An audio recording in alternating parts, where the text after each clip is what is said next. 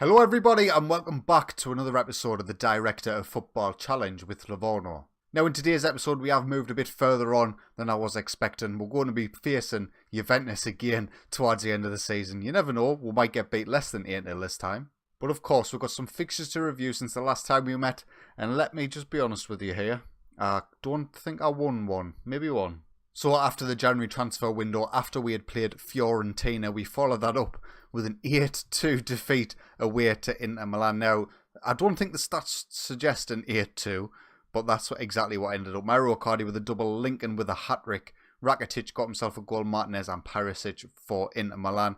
Garitano and Monsini made it a little less embarrassing, but nevertheless an absolute nightmare start for Antonio Adan and Aidan Flint, who both played in this game.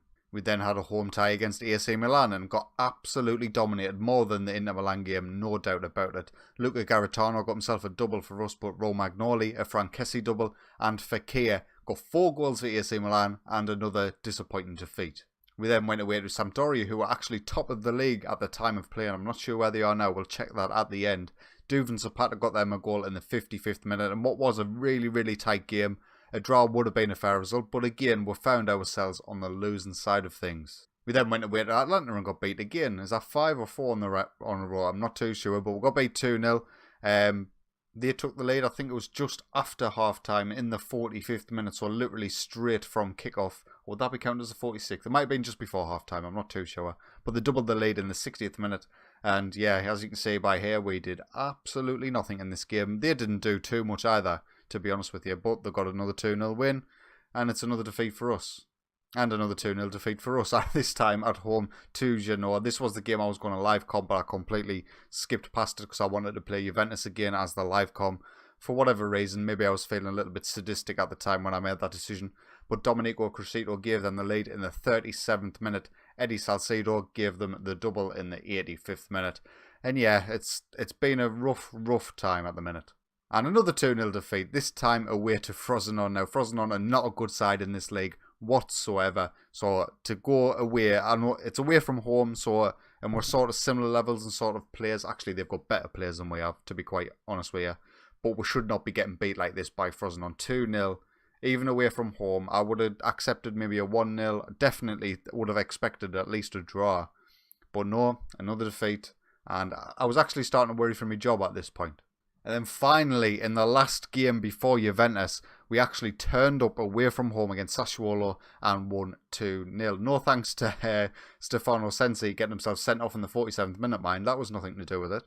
They immediately scored an own goal after that, Ajapong, in the 49th minute of 4 minutes over the allotted time in the first half. And Rajcevic got himself a goal in the 60th minute. And finally, we stopped the run of defeats.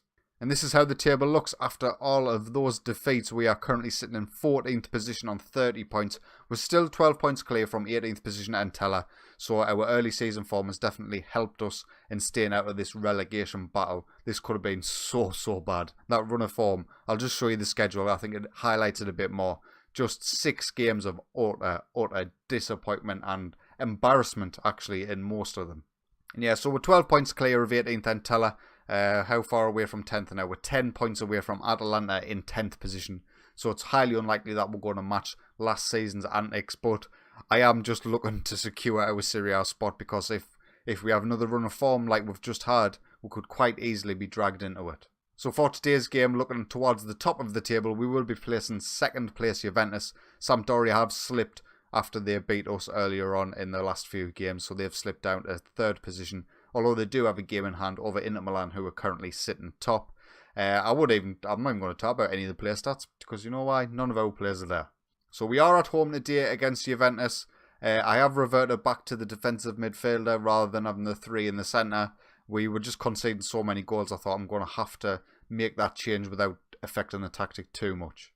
So I think it would be fair to say Antonio Adan's had a difficult start to his life at Livorno, but he will be starting, of course, in goal today. Gaspar at right back, Bogdan and Ginelli will remain in their centre-back positions. Aidan Flint hasn't played particularly well when he started, so, you know, I'm going to give him a bit of a break. Albertazzi at left back. Petrosoni is going to have to start defensive midfield. Agazi and Vaca in the centre, with Garitano, Shea Bacasa and Rajcevic starting up top. So Juventus are playing a 4-4-2 today, which is weird. So we'll kick off at home against Juventus. Last season, I'm not sure what we did in the home tie, but around this time last season, we played them away and we got beat 8-0. I'm not sure if you remember, but that happened. Sheep Bacassa put us 1-0 up 2 minutes in. Honestly, sometimes I don't understand this team. You know, sometimes we perform like this, where we're getting goals from nowhere against Juventus. I mean, how that happened, I have no idea. And then we get smashed 8-0 other times. It's just one of them things. I guess it's just Football Manager, really. Or football in real life in general. But 1-0 up, and there's another highlight 8 minutes in, and we are currently in possession. High up the pitch, Garitano gets dispossessed though, and Bernardeschi tries to set away Gonzalo Higuain. Dybala tries to find the ball over the top. We are defending okay, sort of keeping position, but they've got some space on his left-hand side now. Alexandro runs all the way through. His shot is straight and Antonio Adan though, so nothing's coming of that. Nothing's coming of the corner either. Highlight after highlight right now. Juventus have switched it on, and Higuain's cross is met by Cristiano Ronaldo at the front post. And our lead was canny good for about 10 minutes or so. Simple as you like. Higuain, deflected cross. It's not fair. It's not fair, Football Manager.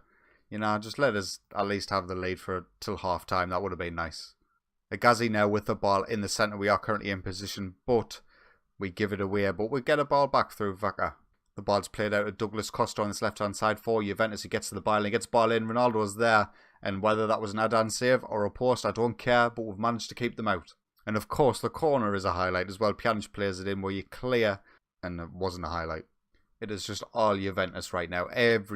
How many highlights is this inside 17 minutes? Like 5 or 6? It's unheard of. I've had games where I've had 2 the entire game. So having 6 inside the first 18 minutes is not exactly encouraging as Bernardeschi comes in. Oh, what a strike that was. And Bernardeschi gets his 9th goal of the season for Juventus and he makes it 2-1. It was a fantastic strike. Take nothing away from the lad, but Albertazzi should be doing better with his clearance. Adan didn't really have a hope in hell of saving that, so we can't be too disappointed, but it is Juventus. Listen, it's Juventus. It's Juventus. I need to remind myself. It's Juventus. This is not a game where I should be expecting anything, but yeah, I still find myself expecting something. Gasparo with the ball over the top. Rajcevic gets on the end of it. Come on, put that away. He's been whinging about like a game time, so I have been giving him a few games in the last few because our other strikers weren't really doing anything. So he has had some game time more than he's had in the previous first half of the season. And he did score 1 goal, as you saw earlier on. So maybe he might get another one today, but he should be putting them 1-on-1 chances away. Petrosoni with the ball through for Sheep Bacassa. Another long ball, and Sheep Bacassa, both our strikers are bottling it at the minute. And I mean, that just matches their ability, really. But you would hope, against Juventus of all teams, you're going to have to take them chances if we're going to get anything from this match. But ever since they have went 2-1, I don't know whether they have sat back a little bit. I think they have. And Albertazzi gets an equaliser, Sheep Bacassa, with the assist. I don't know what it is. Juventus seem to be sitting a lot deeper. They're not pressuring us so much. Maybe they did change things once they went 2-1 up, which they shouldn't have. They were completely dominating. So we'll take that. Albertazzi with a goal, our left back. And it's 2-2 going into half time. Sometimes this team is just so confusing. Really confusing. I don't understand it. But it is what it is, and we'll continue on. Pjanic now on the edge. He goes out with Sergio Roberto on the right-hand side. Bernardeschi's in the box. Somebody clear it, please. Oh, Dybala. No. If it was my play, I'd be raging. Oh, Petrosoni goes through the back of Cristiano Ronaldo. He's already on a yellow. So we're going to go down to 10 men for the final 33 minutes or so. And that's pretty much going to be the end of our match, I would imagine. I'm obviously going to change things to be more defensive. But when you do that, I often find that's when they score the most. So I don't know what to do. But we're going to get off Rajcevic and I'll make some changes. So we're going on the counter. I've brought on Aidan Flint actually in defensive midfielder and set him to a half-back. Obviously his natural position is a centre-back. But I'm hoping with that more specialised role, he'd be able to... It's basically going to be a back 5. Another highlight, 64 minutes in. And it's highly likely Juventus is going to get it. Douglas Costa comes down the left-hand side, takes a strike from the edge, goes a little bit wide. It was a bit too close for comfort, but I'm surprised he took the shot from that sort of position. He definitely would have the beating of our right back if he decided to go on the outside and get the ball in, as you would expect in a 4-4-2, as Ronaldo goes closer. But yeah, we seem to be limiting them to shots from the edge or set pieces, which is fine by me. David Agazi's having a poor game in centre midfield, so I am going to get him off. He's on a yellow card as well, and the last thing we need is a second red card altogether, so we'll get Bucelato on instead of him. I don't want to touch the rest of it, actually. Everybody's conditioning's okay. We seem to be limiting them. Alexandro's picked up a knock now. That's great news for me. And 94 minutes have come and gone, and I think we are actually going to get a point at home to Juventus after going down to 10 men in the 57th minute. That is absolutely fantastic. Unbelievable performance from the lads. And yeah, maybe we've put all them defeats behind us. So a home point against Juventus. Shea Picasso and Albertazzi with the goals, obviously. We did have that man sent off in the 50th minute, but we managed to hold on. I've got a feeling that was Juventus's downfall, playing the 4-4-2, or at the very least they definitely dropped back after going in front, and they never seemed to change. So maybe a bit of tactical nous wasn't there for their AI manager, and we managed to hold on for a very valuable point.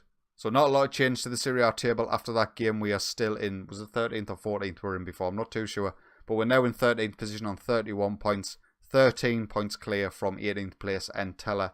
Frosinone can go above them. Palermo can obviously catch up with the game in hand as well, so we'll keep an eye on that. In terms of the next episode, I am going to be coming back for the Empoli game. They are in 20th position. That could very well be the game that relegates them, or it could be a game that drags us into the relegation battle. Anyway, if you have enjoyed today's video, please consider leaving a like, and if you enjoy my content, get yourself subscribed.